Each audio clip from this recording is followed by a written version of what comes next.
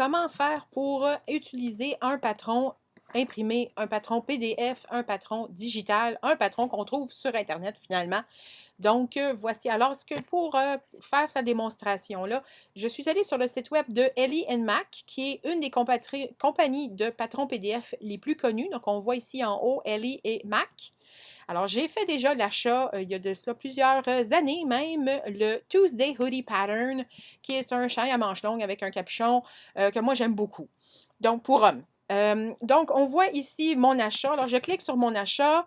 J'ai ici le patron. Il y a un bouton Download Here. Donc, on download. Quand on fait clic sur le download, on se retrouve dans une image, dans une page qui ressemble à ça. Alors là, ici, il y en a 3. Lequel il faut prendre? Donc, il faut comprendre que les patrons digitaux sont offerts, PDF, sont offerts sur plusieurs formats. Il faut choisir le bon, sinon ça ne marche pas. Comment je fais pour savoir lequel est le bon? Eh bien, vous avez souvent, Alien Mac est l'exception ici, mais 95% du temps, la compagnie va avoir un document qui va s'appeler lettre ou letter. Donc, ça, c'est le nom que porte le papier 8,5 par 11 standard qu'on utilise partout dans nos imprimantes, dans nos photocopieuses, puis partout. Donc, si vous avez un fichier qui s'appelle lettre ou letter, c'est celui que vous devez prendre. Dans le cas de Alien Mac, ce n'est pas écrit. Alors, comment je fais pour savoir si c'est le bon? Ben, on va y aller par on va les déductions, voilà. On va y aller par déduction. Et aussi, en même temps, je vais vous expliquer certaines petites affaires qui sont intéressantes à savoir. Donc, on va commencer par le bas complètement. Alors, le premier s'appelle Projector. C'est quoi ça? C'est un projecteur. Donc, oui, des projecteurs comme on retrouve dans les bureaux, là, quand ils font une projection au mur pour une présentation de réunion, là. Alors, voilà. Il y a des gens qui ont ça à la maison et qui s'en servent pour dessiner le patron directement sur le dessus. Donc, vous n'êtes pas obligé de faire ça, là. Je vais juste vous dire, c'est à ça que ça sert. Il y a des gens qui le font, mais ce n'est pas obligatoire, loin de là. Ensuite, celui du milieu, il s'appelle Copy Shop A0. Ce qui est important là-dedans, c'est le A0. Le reste, c'est juste des noms qu'ils leur donnent. A0, c'est une grandeur de feuille de papier qui fait environ 36 par 42 pouces. Donc oui, c'est un plan, là. C'est grand comme un plan d'ingénieur. Bien sûr, on n'a pas des imprimantes grosses comme ça à la maison. Donc, comment qu'on fait? Si jamais vous décidez d'utiliser cette feuille-là, comment qu'on fait? Ben, vous allez dans un endroit, une imprimerie spécialisée dans l'impression. Donc, par exemple, il y en a plein. Dans toutes les villes, il y en a plein des places comme ça. Je veux dire, moi, je suis à Saint-Jean-sur-Richelieu, je pense que j'ai 5 places différentes, à part Bureau en gros, qui fait ce genre de choses-là. Vous pouvez aller chez Bureau en gros, mais ça va vous coûter une beurrée. Sinon, vous pouvez aller voir les petites entreprises comme Bureau Plus ou peu importe. Et eux, c'est probablement moins cher. Vous avez le choix entre le noir et blanc ou le blanc ou le couleur. C'est à vous de voir qu'est-ce que vous préférez. Donc, quel est l'avantage d'utiliser une très, très grande feuille plutôt que d'utiliser le 8,5 par 11 standard? Ben, vous n'avez pas besoin de jouer à Tetris à assembler votre patron. Et il est fait sur une seule grande feuille ou des fois c'est sur 2 feuilles, mais il n'y a aucun assemblage à faire. Vous avez tout simplement la moitié des morceaux de patron sur une des feuilles, puis l'autre moitié des autres morceaux sur l'autre feuille, puis c'est fait. Vous découpez ou vous recopiez sur un autre truc avant de faire ce que vous avez à faire. Bon, mais c'est ça. Donc, dans le fond, c'est ce qui ressemble le plus à les patrons qu'on achetait chez Bouclair ou chez Fabriqueville. C'est vraiment le A0 qui s'en rapproche le plus, parce que c'est une très grande feuille avec tous les morceaux sur la même feuille. Ensuite, vous avez au-dessus une affaire qui porte un nom qui finalement ne donne absolument aucune information utile. C'est lui, le lettre. Je le sais parce que je connais bien les patrons Alien Mac, mais je vous dirais que 98% des autres compagnies vont écrire lettre. Donc, prenez le lettre. Lui, je le sais parce que je le connais bien. Alors, on clique dessus, on le télécharge et on l'ouvre. Là, je vous recommande très fortement, parce que oui, si vous faites juste le télécharger puis cliquer dessus, ça va marcher. Mais vous allez ouvrir le programme que votre ordinateur a déjà qui sert à ouvrir les fichiers de type PDF. Ça peut très bien fonctionner. Je ne dis pas que ça ne marche pas, mais ça peut très bien fonctionner. Sauf que si vous essayez de l'imprimer en utilisant le carré test, chose que je vais expliquer plus tard, puis vous jouez avec tous les paramètres, il n'y a rien à faire. Le carré de test n'est jamais dans votre grandeur. ou vous voulez utiliser des options supplémentaires comme les calques ou les layers en anglais. Ça aussi, je vais vous expliquer c'est quoi. La seule façon de faire ça, donc d'utiliser, bon, la seule façon d'utiliser les calques ou les layers, c'est-à-dire les différentes grandeurs séparées, c'est en utilisant un logiciel qui s'appelle, on voit le nom ici en bas à droite, Adobe Acrobat Reader. C'est un logiciel qui est complètement gratuit. Faites attention, c'est possible que si vous ne cliquez pas à bonne place, il va vous dire ça va vous coûter X nombre de dollars. C'est parce qu'il y a une version payante. Mais il y a une version gratuite directement du site web de Acrobat, de Adobe, je veux dire, qui est la compagnie qui fait Photoshop. Donc, vous pouvez vous y fier, c'est une compagnie fiable. Il faut juste le prendre directement de chez Adobe. Prenez pas ça de nulle part, un endroit bizarre, et etc. Vous voyez ici l'icône qui est rouge avec un petit bidule blanc, là. C'est le bon programme. Donc, si vous avez des difficultés d'imprimer le carré test, il n'y a jamais de la bonne grandeur, ou si vous voulez utiliser les options supplémentaires que votre logiciel qui vient avec votre ordinateur n'offre pas, vous allez chercher Adobe Acrobat Reader. Qu'est-ce que ça donne? Ben là, on rentre dans Adobe, on le télécharge, on l'installe, etc. Je ne vous montrerai pas comment faire ça. Et là, vous allez le chercher, donc fichier, ouvrir, on trouve le patron, on l'ouvre dedans, et on se retrouve avec ceci.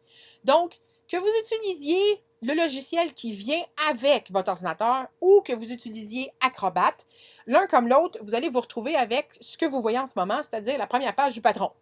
Donc, on voit ici le monsieur avec le nom du patron, et etc. Donc, qu'est-ce qu'on retrouve dans un patron PDF? Bon, bien sûr, bon, ça dépend, chaque compagnie fait ses choses à sa façon, mais généralement, on retrouve des photos du produit. Vous avez aussi des informations sur comment mesurer. Bien sûr, absolument un tableau des différentes grandeurs. Vous mesurez ou vous mesurez la personne pour savoir quelle grandeur vous voulez. Et ensuite, d'autres informations. Là, ici, on voit ici la page des quantités de tissu nécessaires pour chaque partie du patron.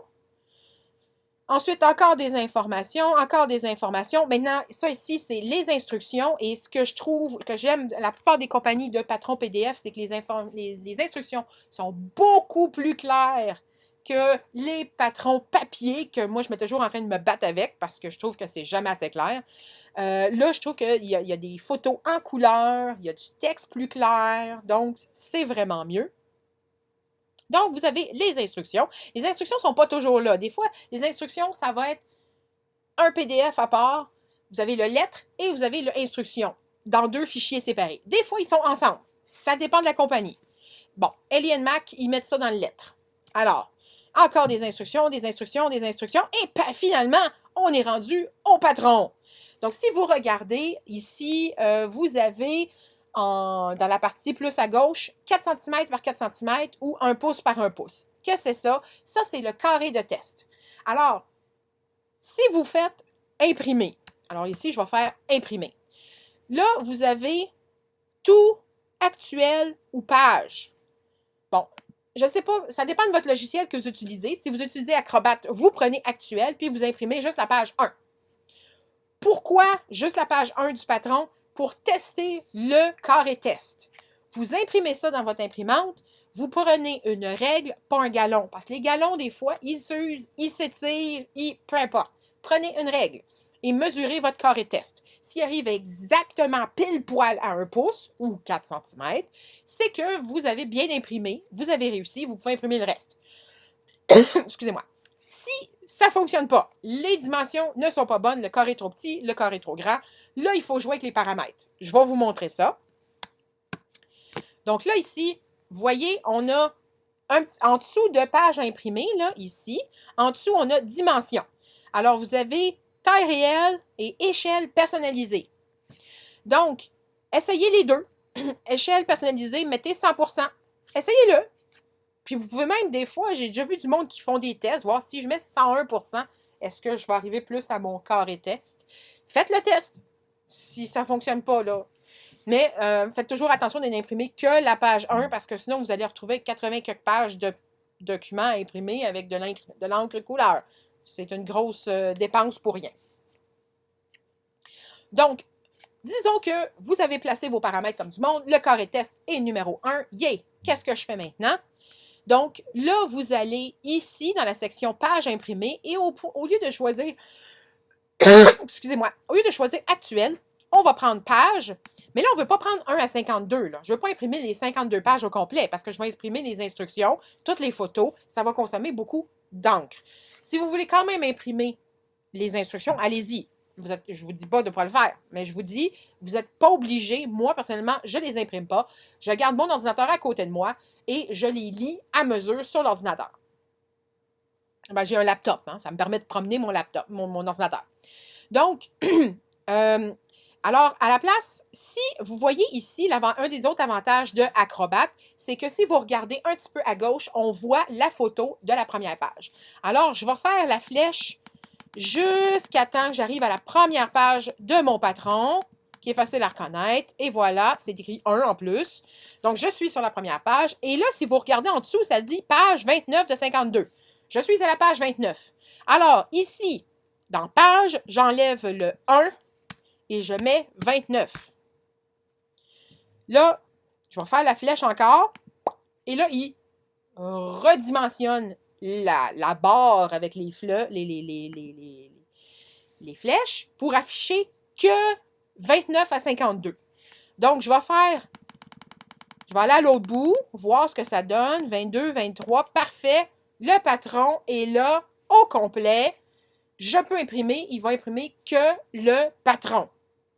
Tadam! Puis assurez-vous, bien sûr, que si tantôt vous aviez mis, par exemple, taille réelle, puis là, votre carré de test était bon, prenez encore taille réelle, etc. Assurez-vous que vous avez, dans la dimension, les mêmes paramètres là où ça a réussi à fonctionner.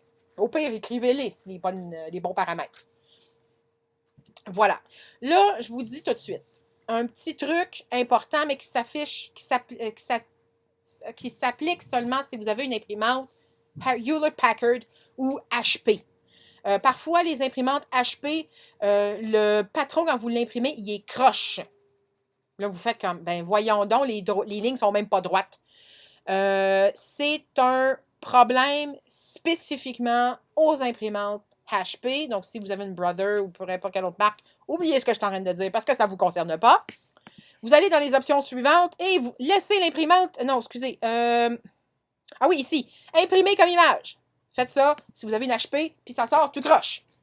Donc, je tiens encore option avancée, imprimer comme une image, mais seulement si vous avez une HP qui a des difficultés à imprimer droit. Ou, enfin, les lignes ne sont pas bonnes. Bon. Donc, voilà, vous avez imprimé votre patron. Merci, bonsoir, c'est fini. Maintenant, il faut l'assembler comme un casse-tête. Et ça, ça prendra une autre vidéo pour vous montrer ça. Maintenant, des petites options avancées. Ah, excusez, ça c'est ma laveuse qui vient de finir sa brassée de lavage. Donc, des options supplémentaires que vous n'êtes pas obligé de faire, mais c'est pratique. Il est possible, donc on voit ici la page 1 de mon patron. Et là, il y a un paquet de lignes de couleurs. Pourquoi? Ben, c'est les différentes grandeurs. Là, ce qui est bien avec les patrons PDF, c'est qu'on peut y dire « Hey, garde, là, je ne veux pas voir toutes les grandeurs. Montre-moi juste le large, parce que moi, c'est le large que je veux. Hein, vous vous êtes mesuré, puis finalement, c'est le large que ça vous prend. Alors, comment on fait ça? Si et seulement si vous êtes dans... C'est une des raisons pour laquelle je recommande Adobe Acrobat Reader. C'est que c'est le seul qui vous offre les options de cacher les grandeurs que vous ne voulez pas voir. Alors, comment qu'on fait ça, cacher les grandeurs qu'on ne veut pas voir? Vous allez dans Adobe, vous ouvrez le patron PDF dans Adobe et vous allez dans, ici, là, les carrés là, avec, qui sont empilés un par-dessus l'autre, là, on clique là-dessus. Et là, si vous voyez ceci, c'est-à-dire rien, vous regardez là, vous voyez mon curseur, il tourne autour de quelque chose là, cliquez là-dessus, puis là, il y a des choses ça, qui vont apparaître. Ça, c'est les différentes grandeurs. Donc, comme j'ai dit tantôt, imaginons qu'on veut imprimer juste le large. Alors, on va enlever le 5X, le 4X, le 3X, le 2X, le XX, le X. On laisse le large. On enlève le médium, on enlève le small, le extra small. Et là, si vous regardez, la plupart des compagnies de patrons PDF ont les différentes grandeurs, mais aussi, il y a des calques ou des layers en anglais qui contiennent des informations utiles que vous devez absolument laisser là. Donc, par exemple, si j'enlève Keep Selected, ben vous voyez, on ne voit plus les informations, comme par exemple de couper sur le pli, cut and fold. Donc, il faut les laisser là. Alors, toutes les informations, toutes les couches, toutes les layers, les calques qui vous disent de les laisser là, vous les laissez là. Et vous enlevez seulement les grandeurs que vous n'avez pas besoin.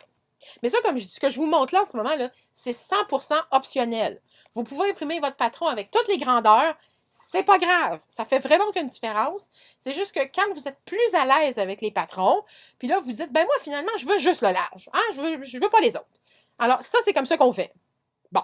Alors, là, ici, il y a juste le large, plus les calques nécessaires parce qu'ils contiennent des informations utiles.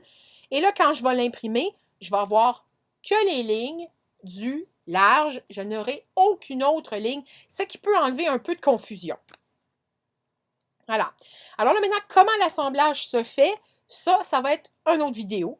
Mais maintenant, c'est une vidéo qui était vraiment concentrée sur comment je l'imprime. Donc voilà. Bonne journée!